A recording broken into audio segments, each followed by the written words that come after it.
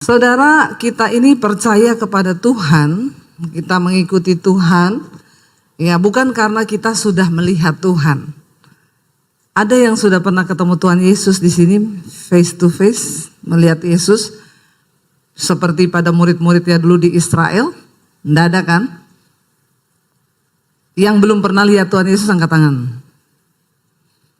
Yang sudah pernah lihat, karena masih ada yang nggak angkat tangan, yang bingung angkat kaki. Iya, saudara, saya percaya kita hari ini percaya kepada Yesus. Bukan karena kita sudah melihat Dia.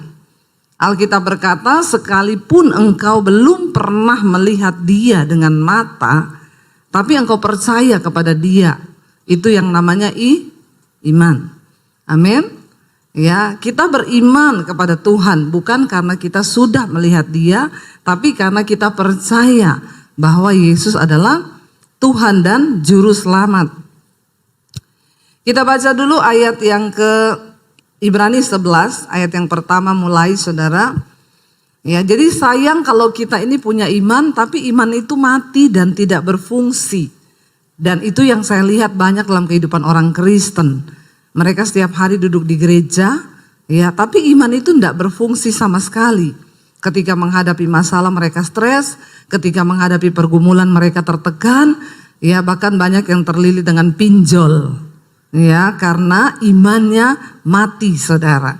Ibrani 11 ayat yang pertama firman Tuhan berkata begini, iman adalah dasar dari segala sesuatu yang kita harapkan dan bukti dari segala sesuatu yang tidak kita lihat. Sekali lagi kita baca bersama 1, 2, 3. Iman adalah dasar dari segala sesuatu yang kita harapkan dan bukti dari segala sesuatu yang tidak kita lihat.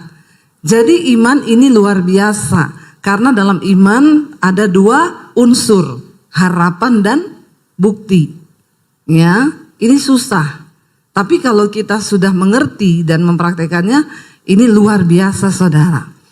Di dalam iman ada harapan kita, tapi dalam iman juga ada bukti yang belum kita lihat.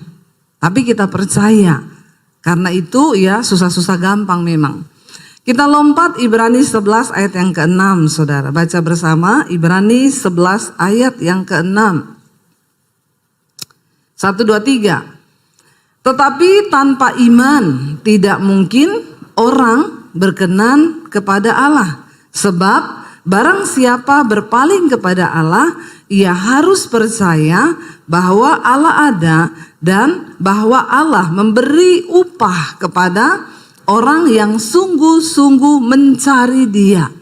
Ayat ini jelas sekali berkata, tetapi tanpa iman, ya tanpa iman tidak mungkin orang itu berkenan kepada Allah. Ya tanpa iman. Nah iman yang bagaimana, saudara? Ya dikatakan sebab barang siapa yang berpaling kepada Allah, melihat kepada Tuhan, percaya kepada Tuhan, dia harus percaya bahwa Allah itu ada. Lucu ayat ini. Dikatakan tanpa iman tidak mungkin orang berkenan kepada Allah. Dan barang siapa berpaling kepada Allah, ia harus percaya bahwa Allah ada. Ternyata banyak orang yang sudah berpaling kepada Tuhan, melihat kepada Tuhan, percaya kepada Yesus, tapi gak sungguh-sungguh percaya bahwa Tuhan itu ada. Karena itu saya sering mendengar dari mulut orang Kristen ketika mereka konseling, Bu, apakah Tuhan itu ada? Ya, ternyata banyak orang yang duduk di kursi gereja setiap hari Minggu percaya, mengaku percaya Tuhan, bahkan melayani Tuhan. Ya, tapi ternyata mereka tidak sungguh-sungguh percaya bahwa Tuhan itu ada. Makanya tidak banyak yang mengalami mujizat dalam hidup mereka.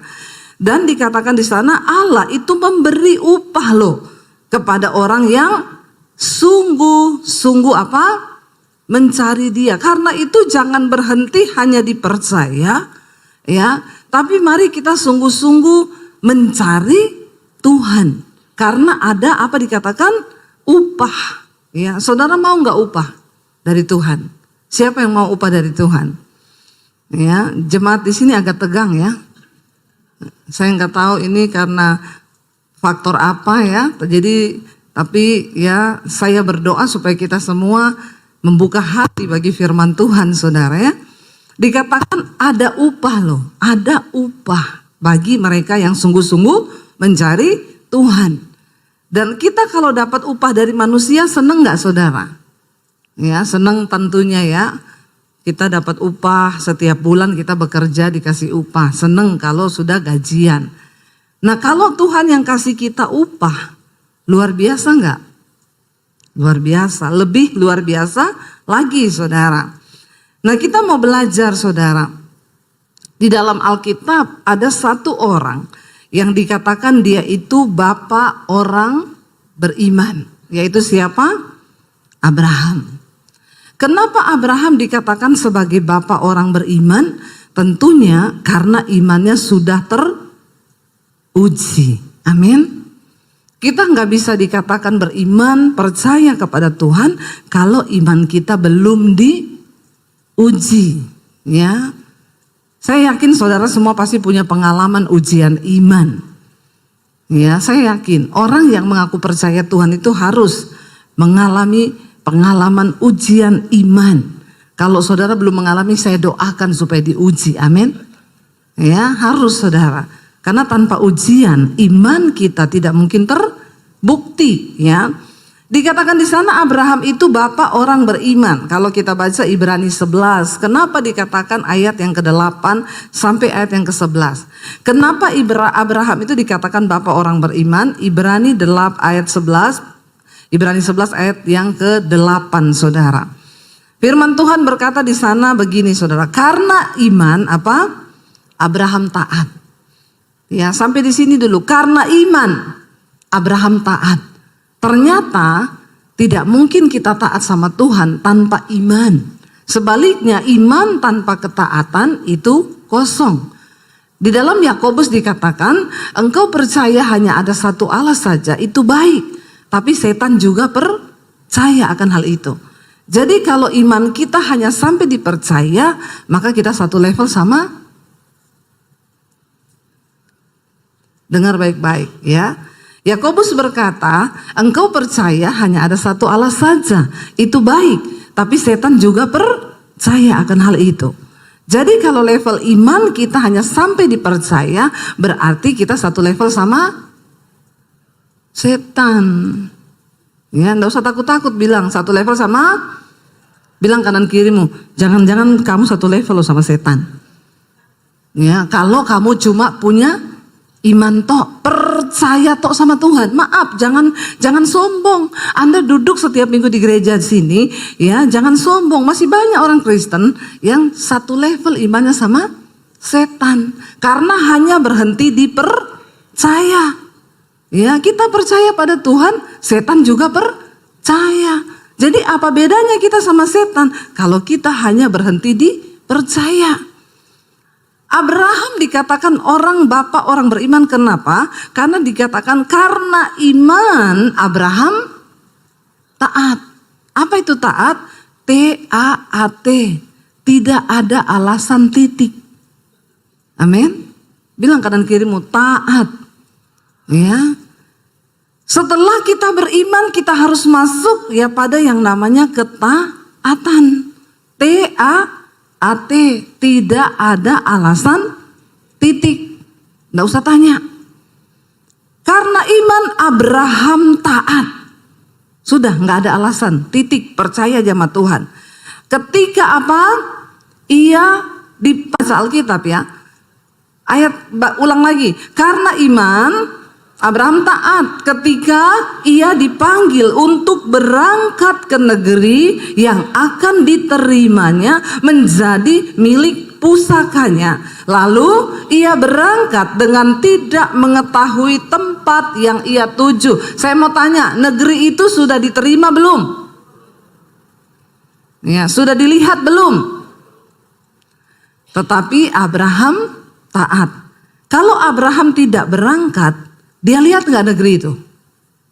Nah, kalau dia meragukan Tuhan dan tidak percaya ketika disuruh berangkat, Karena mungkin dia takut, karena memang belum dilihat, ya. Lalu dia memutuskan untuk tidak berangkat. Kira-kira Abraham melihat nggak negeri yang luar biasa itu? Nah, di sini saudara, banyak orang Kristen tidak pernah melihat janji Tuhan karena mereka tidak berani taat melakukan apa yang Tuhan suruh. Jangan berhenti, tetapi masuk di dalam ketaatan. Zaman Abraham dipanggil ini saudara, belum ada Google Map. Ya, belum ada peta. Jadi Tuhan tidak kasih tahu kemana. Kalau ada peta, ada Google Map, enak. Nanti saya Sherlock ya kata Tuhan. Ya, kamu tinggal ikuti aja. 500 meter belok kiri. Ya, 1000 meter belok kanan. Ya, di depan ada polisi. Kan enak ya dikasih tahu sekarang ya. Google Map itu pokoknya maha tahu saudara. Ya, tetapi persoalannya ketika zaman Abraham belum ada peta, belum ada Google Map. Apa yang menjadi dasar dia memperoleh janji Tuhan? Karena iman. Karena imannya hidup. Orang Kristen sekarang banyak imannya mati, ya. Bahkan mungkin tidak mati, tapi sekarat, nggak hidup, nggak mati. Imannya setengah mati. Orang yang punya iman setengah mati tidak mungkin bisa melihat janji Tuhan. Karena kau berhenti dipercaya. Ya, tapi orang Kristen tuh kalau nyanyi itu doa luar biasa. Aku percaya pintu-pintu surga terbuka. Kayak iya, oh. Ya, setan yang dengar juga ketawa saudara ya. Maaf aja ya, lu aja nggak taat sama Tuhan. Kok bisa berdoa begitu? Saya suka ketawa kalau dengar orang Kristen tuh doa kayak iya, oh. Ya, setan bilang kok kayak iya, oh. Ya, doanya itu aku berdoa tingkap-tingkap langit dicurahkan. Aku percaya terobosan dalam bisnisku, terobosan dalam keuanganku. Setan bilang, "Pret, kalau kau berhenti hanya dipercaya, tidak ada ketaatan pada firman, maka imanmu tuh tidak mungkin berfungsi, tidak mungkin hidup." Dikatakan karena iman, lalu berangkatlah Abraham ke negeri yang tidak diketahui. Dia pergi ke tempat yang dia tidak tahu. Ikut Tuhan itu ngeri-ngeri sedap. Kita seringkali dibawa ke tempat-tempat yang nggak kita tahu di sana ada apa. Memang uji nyali saudara. Ikut Tuhan itu uji nyali. Seringkali kita dibawa ke tempat-tempat yang kita tidak mau, yang kita tidak inginkan. Abraham, dia bisa saja memilih, saya sudah enak di sini. Ya, di rumah keluargaku, aku tinggal terusin usaha bapakku, ya, tinggal terima warisan, udah beres semua. Tapi Tuhan itu tidak seperti itu. Tuhan ingin engkau mengalami dia secara pribadi, supaya engkau bisa cerita bahwa kau punya Tuhan yang hidup. Amin. Ya, ada yang bilang, memang Bu orang kaya-kaya itu sombong. Jangan salah, miskin sombong juga banyak. Ya, bukan cuma kaya yang sombong, miskin. Artinya apa saudara? Memang semua manusia terlahir dengan sifat sombong. Tapi Alkitab berkata Tuhan menentang orang yang sombong, tapi dia mengasihi orang yang rendah hati. Bagaimana kita bisa rendah hati? Harus dihancurkan. Bilang kanan kirimu, nggak usah sombong. Ya, jangan sombong, tapi harus mau dibentuk Tuhan. Saya doakan nih yang masih sombong-sombong biar dihancurkan Tuhan. Ikut Yesus itu tidak enak. Kalau kau bilang ikut Yesus itu enak, berarti kau belum sungguh-sungguh ikut Yesus. Orang yang sungguh-sungguh ikut Kristus, ikut Tuhan, itu akan berkata, tidak enak. Kenapa? Ada daging yang harus dihancurkan. Ada ego yang harus dimatikan. Ada kesombongan yang harus direndahkan. Dan ikut Tuhan itu tidak enak. Orang memperlakukan kita tidak adil. Kau tidak boleh balas. Enak enggak? Pengennya balas. Kalau bisa 7 kali lebih. Tapi Tuhan bilang enggak boleh. Ya, kalahkan kejahatan dengan kebaikan. Itu tidak enak, saudara. Siapa bilang enak? Ya, jangan mengutuk orang yang membenci dan menganiaya kamu, tapi berdoa, mintalah berkat bagi orang itu. Enak enggak? Ya, ada yang bilang enak, pret. Enggak enak. Siapa bilang enak? Saya mau tanya, siapa yang sudah pernah melakukan berdoa bagi musuhnya yang paling engkau jengkel dan engkau bilang, Tuhan berkati dia. Tolong angkat tangan. Yang sudah pernah melakukan itu, ambil sepeda di bawah. Nggak tahu sepedanya siapa, ambil aja. Ya, berat saudara, berat. Dan banyak orang Kristen yang tidak mampu melakukan hal itu. Dia berdoa sih buat musuhnya. Tuhan, aku berdoa, kalau kau yang balas, pasti lebih hebat.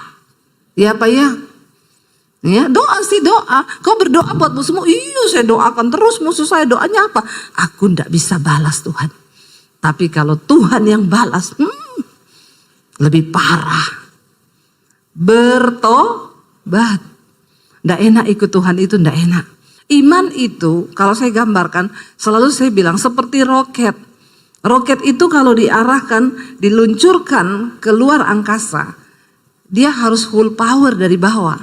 Karena dia harus melawan gaya gravitasi bumi, atmosfer bumi. Tapi ketika dia sudah menembus atmosfer bumi, dia nggak perlu power lagi. Dia tinggal melayang, mengorbit, mengudara, melakukan tugasnya. Tapi memang banyak roket yang tidak kuat, sehingga meledak di udara. Kekristenan seperti itu. Kalau kau mau mencapai perkenanan Tuhan, ya kau harus full power. Mencari Tuhan. Tidak enak.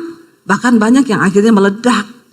Kepahitan, kecewa, meninggalkan Tuhan, ya, menyangkal Yesus, banyak. Ya, tapi kalau kau sudah mencapai perkenanan Tuhan, itu enak saudara. Abraham ketika dipanggil meninggalkan keluarganya itu tidak enak. Banyak pemikiran, apalagi dia seorang pria, bapak, kepala keluarga. Dia kan berpikir, gila ya, saya udah hidup enak di sini. Saya sudah punya ternak, kekayaan, nyaman, aman. Karena semua manusia itu menyukai zona nyaman. Dan musuh terbesar iman adalah zona nyaman. Kesulitan yang kau hadapi hari ini bisa jadi menjadi anak tangga. Tuhan sedang membawamu kepada level iman yang berikutnya. Katakan, amin. Jangan mudah menyerah. Jalani bersama Tuhan. Saya berbicara di sini bukan teori, karena saya sudah melihat bagaimana mujizat dan kuasa Tuhan itu dalam hidup saya. Perjalanan hidup saya dilempar, dibuang dari keluarga itu saya lulus SMA loh saudara. Makanya saya bilang sama anak-anak saya yang sekarang ini Gen Z. Saya suka bilang mereka tuh Gen Z. Biar agak-agak ada power gitu ya. Gen Z itu kan menghidupkan. Generasi hari-hari ini tuh generasi yang rapuh. Ya, dikit-dikit tertekan. Ya, saya kemarin ketemu saudara teman saya di Semarang. Bu, ya, generasi hari ini tuh Bu, dapat gaji, komisi 1 kali gaji loh Bu. Tertekan di tempat pekerjaan, dia keluar. Saya tanya, sekarang kamu kerja apa? Enggak kerja Om. Terus kamu ngapain? Ya enggak ngapa-ngapa. Aku lebih menikmati hidup kayak gini. Agak gila enggak generasi sekarang ini?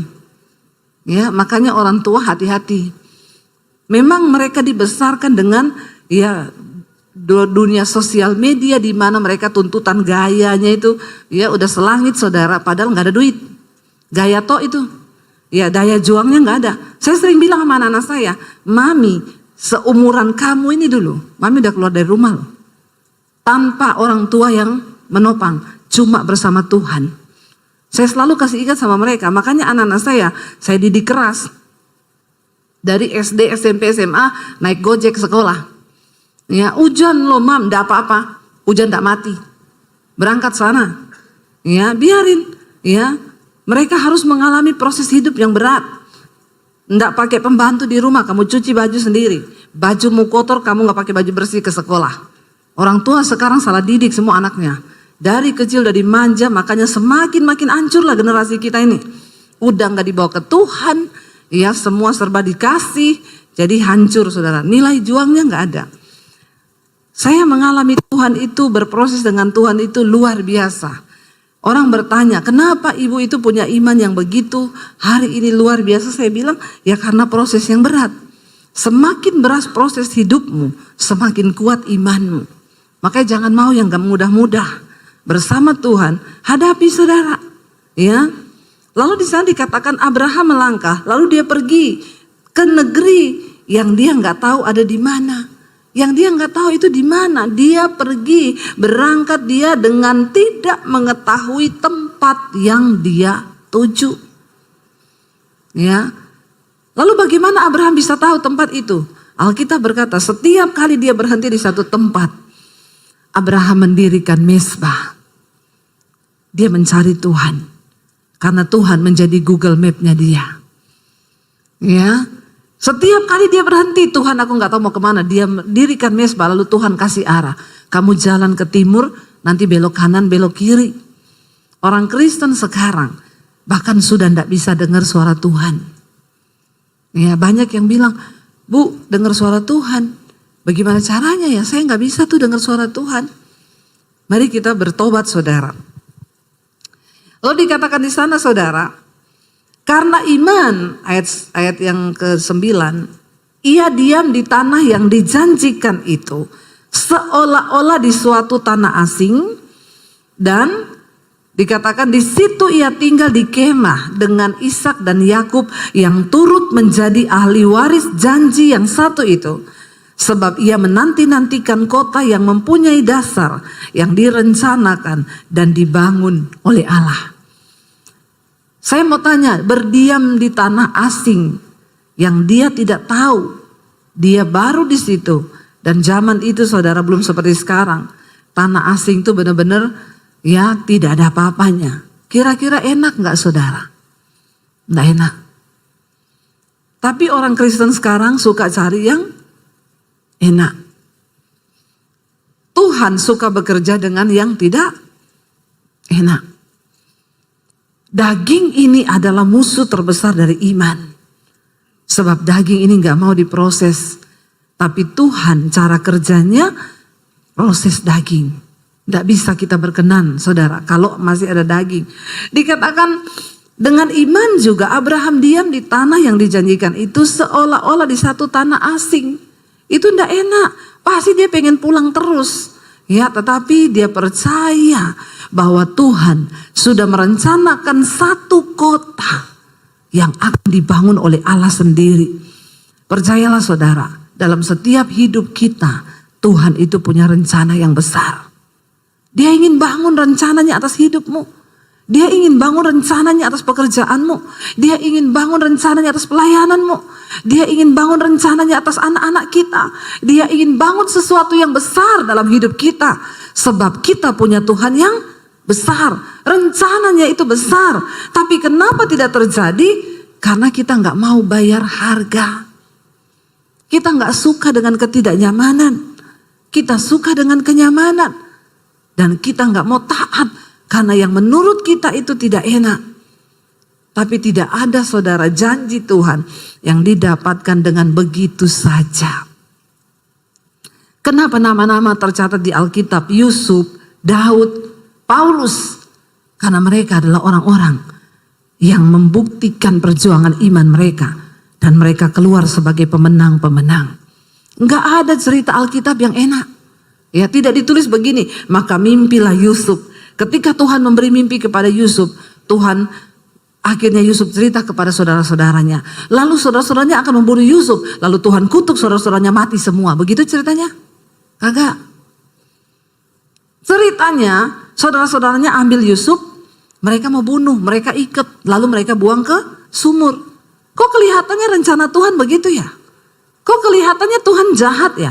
Kok kelihatannya orang yang berkenan kepada Tuhan itu seolah-olah disiksa, dianiaya, direndahkan, ya, sebab tidak pernah akan ada kemuliaan tanpa salib. Ya kan bisa Tuhan bikin ketika keluarganya mau bunuh dia, tiba-tiba halilintar datang, lalu menyambar keluarganya mati semua. Kan kita lebih suka ya nonton yang kayak begitu, ya Pak ya? Ya kita banyak nonton film yang selalu pemeran utamanya itu menang, ya. Tapi Tuhan cara kerjanya nggak begitu. Dan yang masalah di sini, Tuhan nggak kasih tahu sama Yusuf tentang rencananya. Tuhan cuma kasih dia mimpi. Coba kalau Tuhan kasih tahu sama Yusuf, Yusuf tenang, aku akan kasih kau mimpi. Nanti ketika kau cerita mimpi itu, keluargamu iri, lalu mereka mau bunuh kau. Tapi tidak usah takut, nanti kau akan dibuang ke sumur, lalu akan ada saudagar yang ambil kau dari sumur. Lalu dia bawa kau ke Mesir, sampai di Mesir nanti kau jadi budaknya. Lalu kau akan diangkat di rumah Potifar. Setelah itu istri Potifar akan ganggu kau. Tapi tenang Yusuf, memang kau akan dipenjara. Tapi justru di penjara itulah kau akan ketemu dengan pencampur minuman raja, karena penjara akan menjadi jalan bagimu untuk bisa masuk ke istana Raja Fir'aun. Tuhan kasih tahu gitu nggak? Kalau dikasih bocoran, enak nggak? Enak toh. Yusuf akan yes. Kapan aku di penjara ya? Kapan ya? Kok belum ya? Kok belum difitnah ya? Kok belum digoda ya sama istri Potifar? Itu yang namanya iman. Percaya saja bahwa apa yang Tuhan buat di hidup kita itu indah. Masalahnya memang di sini Tuhan sama manusia itu beda tipis. Tuhan maha tahu, manusia sok. Bilang kanan kirimu, jangan sok tahu. Ya, wes ini nggak enak nih, males saya, nggak mau saya jalani. Kenapa? Nggak enak. Tuhan itu suka yang tidak enak. Ya, Tuhan nggak kasih tahu sama Yusuf. Tuhan gak kasih tahu sama Daud ketika dia mau dibunuh sama Saul. Tuhan gak kasih tahu endingnya. Tapi orang-orang ini tercatat namanya di Alkitab. Karena dengan iman mereka percaya bahwa rancangan Tuhan tidak pernah gagal. Dengan iman mereka percaya bahwa rancangan Tuhan tidak pernah salah. Sekalipun berurai air mata, sekalipun berat, sekalipun sakit, ada daging yang terkoyak, ada ego yang dihancurkan, itu tujuan Tuhan. Kenapa masalah diizinkan terjadi? Supaya kau benar-benar menyerah dan pasrah kepada Tuhan. Tuhan gak kasih tahu Abraham endingnya bakal seperti apa. Ya, tetapi Abraham percaya ada satu kota yang akan dibangun oleh Allah. Dan itu masuk dalam rencana Tuhan atas kehidupannya saudara. Percayalah apa yang kau hadapi hari ini itu ada rencana Tuhan yang indah saudara. Ya dikatakan di sana ayat yang ke-11, coba kita baca Ibrani 11 ayat 11. Karena iman, ia juga dan Sarah beroleh kekuatan untuk menurunkan anak cucu walaupun usianya sudah lewat. Karena ia menganggap dia yang memberikan janji itu setia. Secara manusia Abraham sudah tua, istrinya sudah menopause, tidak mungkin bisa punya anak. Tapi satu hal yang mereka percaya, bahwa Tuhan yang berjanji itu adalah Tuhan yang setia. Saudara, saya mau tutup dengan kesaksian. Saya dikasih dalam Lukas pasal yang ke-7, Yesus berkata begini, di hari-hari yang terakhir tuaian memang banyak, tapi pekerja itu sedikit. Karena itu mintalah kepada Tuhan yang mempunyai tuaian itu supaya dia kirim pekerja. Dari situ ketika Tuhan jawab saya, Tuhan bilang, kamu tidak boleh buka gereja. Kamu persiapkan para penuai di hari-hari terakhir ini. Saya tanya sama Tuhan, maksudnya Tuhan apa? Buka sekolah misi. Kamu harus bangun sekolah misi. Sekolahin gratis orang-orang yang gak mampu untuk jadi hamba Tuhan. Saya bilang, Tuhan, saya ini bukan orang kaya.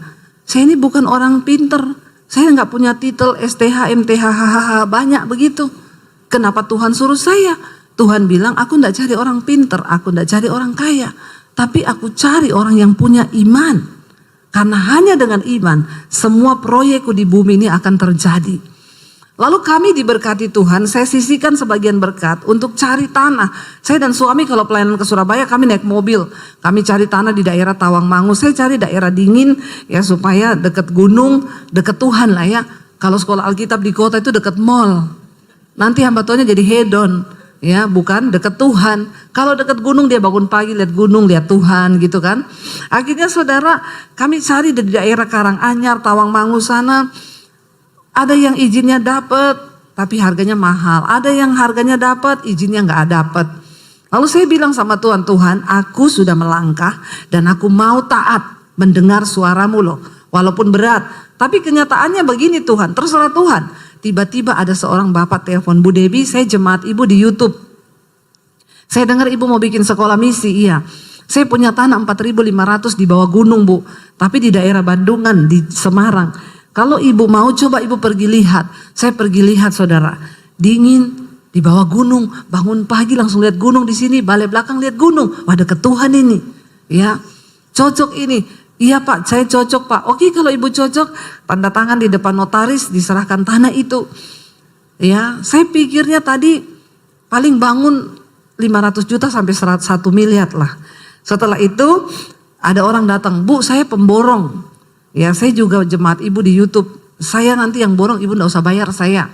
Bu saya yang bagian desain, saya mau gambar, ibu gak usah bayar saya. Digambarlah saudara. Begitu selesai, saya lihat nilainya. Ya, saudara. Saya bilang, nggak salah ini. Enggak Bu, sekarang apa-apa mahal. Apalagi habis pandemi. Lalu timbullah pikiran manusia saya bilang sama suami. Udah, oke Pak, saya oke gambarnya. Gampang lah Gampang kalau saya siaran di YouTube, kasih nomor rekening di situ. Jalan-jalan nomor rekeningnya muter-muter kan. Ya saudara, pembangunan sekolah misi sudah dimulai, saudara bisa menabur ke rekening ini. Ya, suruh jalan-jalan tuh nomor rekening, muter-muter sampai orang pusing lihatnya kan. Ya, lalu suami satu saat tanya, mana nomor rekening yang mau ditaruh? Saya sudah mau tayangkan ini. Saya bilang tunggu saya tanya Tuhan lagi deh. Waktu saya berdoa Tuhan bilang, silakan kamu taruh nomor rekening itu di layar YouTube, tapi aku ndak ikut.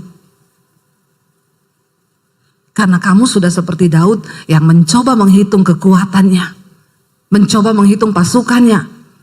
Padahal Daud tahu dia menang bukan karena kekuatan pasukannya. Tapi karena aku, tangan Tuhan. Kalau kamu taruh nomor itu di YouTube, mungkin kamu dapat sejumlah uang yang kamu butuhkan. Tapi aku gak ada di dalamnya. Saya bilang sama suami saya, gak usah taruh nomor rekening, gak usah. Karena kita sudah komitmen dari dulu tidak bakal taruh nomor rekening di layar YouTube sampai hari ini. Saya bilang kalau kita taruh Tuhan tidak ikut, buat apa kita bangun gedung besar kalau Tuhan gak ada di dalamnya? Sekarang banyak orang bangun gedung besar tapi gak ada Tuhan. Karena bukan kehendak Tuhan, tapi kehendaknya sendiri. Lalu saudara saya bilang sama suami, tidak usah. Lalu kami mulai berjalan. Saudara tahu pembangunan pertama. Pemborong bilang, Bu tanggal sekian kita peletakan batu pertama, ibu bisa datang, tolong bawa uang pertama 400 juta saja dulu Bu. Oke, saya bilang sama suami, di tangan saya ada uang cash 150 juta, nanti kalau mau pergi kita mampir di rekening, kita ambil di bank, kurang 250 juta. Saudara, 2 hari sebelum ke Bandungan, Semarang, ada ibu telepon saya, Bu Debbie, saya boleh main ke rumah ibu enggak? Kenapa? Saya mau antar es krim buat ibu. Oh iya, ya udah kalau mau ngantar es krim saya kasih alamat, dia datang bawa es krim. Bu ini es krim buatan saya, enak banget ibu coba, kalau mau minta lagi nanti saya kasih. Saya bikinin. Bu ini ada berkat, saya disuruh Tuhan gak tahu. Pokoknya Tuhan suruh saya datang ke ibu 50 juta. Tuhan suruh saya kasih ke ibu. Oh iya terima kasih Bu, kami gak pernah ngomong ke siapapun. Kami gak ngomong, cuma Tuhan yang tahu. Akhirnya saya bilang berarti kita tinggal ambil 200 juta. Besok aja kalau mau berangkat. Sehari sebelum kami ke Semarang. Ada orang telepon, Bu saya dari Kanada. Saya disuruh Tuhan ketemu ibu. Saya mau ketemu ibu. Nggak bisa Pak, saya nggak ada waktu. Besok saya harus berangkat ke Semarang, ke Bandungan. Please Bu, di dekat rumah ibu aja lah. Ketemu di Starbucks apa di mana. Sebentar aja, penting. Kami ketemu, akhirnya saya kasih waktu, oke ketemu. Waktu ketemu dia ngobrol banyak. Dia diberkati lewat channel YouTube saya. Dipulihkan, Bu sudah 3 bulan ini saya tahan. Tuhan suruh saya kasih berkat ini sama ibu. Ini ada uang 200 juta. Saya nggak tahu Tuhan mau suruh apa, tapi ini Tuhan suruh saya kasih. Jadi saudara, saya akhirnya hari itu benar-benar membawa uang ke sana peletakan batu pertama 400 juta. Dan Tuhan tuh bilang begini, kalau kamu taruh nomor rekeningmu di YouTube, kamu nggak akan lihat hal ini terjadi. Saudara tahu waktu pembangunan orang WA saya, Bu saya dengar sudah mulai pembangunan, saya boleh sumbang material gini-gini, hubungi nomor pemborong saya. Ini nomornya, silakan tanya alamatnya. Bu saya dari pabrik cat, mau sumbang cat, apa yang dibutuhkan, hubungi nomor pemborong saya. Tanya dia alamatnya di mana. Saya nggak pernah tahu orang-orang itu siapa. Dan saya tidak mau tahu. Saya nggak mau iman saya bergantung kepada manusia. Tiba-tiba saudara dari sini telepon, dari sini pabrik kasur, Bu, saya yang punya pabrik kasur, ibu butuh kasur berapa? Nanti saya siapin. Oh iya, ini alamatnya, dikirim aja ke sana. Furniture, saudara, Bu, saya pabrik furniture, saya mau sumbang semua furniture yang ibu butuhkan. Saya bilang, oh iya, nanti boleh kirim ke alamat sini. Waktu sudah mau jalan, peserta pertama itu 30 anak saudara, dan semua rata-rata memang tidak mampu. Jadi kami yang harus menanggung. Untuk tiket mereka datang dari Papua, dari NTT, dari Ambon, dari mana-mana saudara. Ya, tapi Tuhan tuh luar biasa. Waktu staf saya di sekolah bilang, Bu, kita meeting sebentar. Saya mau kasih tahu ibu, pengeluaran setiap bulan untuk 30 anak itu sekian ratus juta. Saya lihat, ih banyak juga ya. Iya Bu, mereka makan 3 kali. Dan ini orang luar pulau, makannya banyak. Ya. Lalu saudara, ya sudahlah, ya jalan dengan iman. Saudara tahu ketika berjalan, saya nggak tahu. Pabrik tahu, Bu, saya tiap 2 minggu sekali kirim tahu. Pabrik tempe, Bu, saya setiap kali 2 minggu sekali kirim tempe. Bu, saya yang punya peternakan ayam, setiap 2 minggu sekali saya kirim telur ayam itu 2 peti. Ya, sayur datang, semua datang. Sampai kadang kita kelabakan harus bagi ke panti asuhan karena takut busuk saudara.